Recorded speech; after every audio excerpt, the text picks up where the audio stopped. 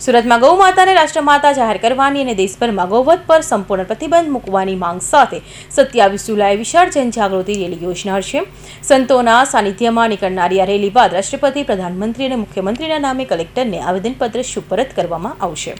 ગૌ માતાને રાષ્ટ્રીય માતા જાહેર કરવાની માંગ ફરી તેજ બની છે। ગૌરક્ષણ અને ગૌ સન્માન સંદેશને જન જન સુધી પહોંચાડવાના હેતુથી દેશવ્યાપી અભિયાનના બીજા તબક્કા અંતર્ગત સુરતમાં 27 જુલાઈ વિશાળ જનજાગૃતિ રેલીનું આયોજન કરવામાં આવ્યું છે। 27મી જુલાઈ સવારે સિટી લાઇટ ખાતે આવેલા મહારાજા અગ્રેસન ભવન ખાતે વિજય મંત્રના સામૂહિક કીર્તન બાદ વનિતા વિશ્રામથી જિલ્લા સેવા સદન સુધી સંતોના સાનિધ્યમાં રેલી નીકળશે। રેલીમાં બળદગાડા, આકર્ષક ઝાંખીઓ અને ઢોલ નગારા તેમજ મહિલાઓ, યુવાનો અને બાળકો અને વડીલો મોટી સંખ્યામાં જોડાશે। जय गौ माता जय गोपाल।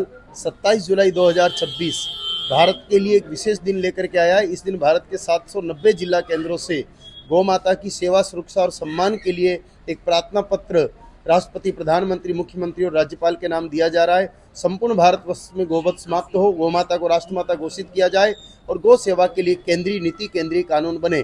इस हेतु सूरत शहर में भी 11 लाख से अधिक हस्ताक्षरों के साथ हजारों की संख्या में लोग कल प्रातः 1.25 घंटे तक श्री राम जय जय राम का जप करके अग्रसेन भवन से निकल करके विनीता आश्रम विश्राम स्थली होते हुए जिला कलेक्टर कार्यालय पहुंचेंगे और वहां प्रार्थना पत्र देंगे ताकि संपूर्ण भारत में गौ हत्या समाप्त हो सके।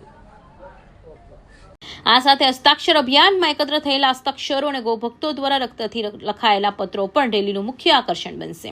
રેલી પૂર્ણ થયા બાદ મહામહિમ રાષ્ટ્રપતિ, પ્રધાનમંત્રી અને મુખ્યમંત્રી નામે કલેક્ટરને આવેદનપત્ર સુપરત કરવામાં આવશે। વેપારી સમાજ સહિત વિવિધ સંગઠનોએ પણ આ અભિયાનને સમર્થન જાહેર કર્યું છે અને મોટી સંખ્યામાં ગૌભક્તો રેલીમાં જોડાવા આયોજકોને અપીલ કરી છે। Bureau report, Hind TV news, Surat.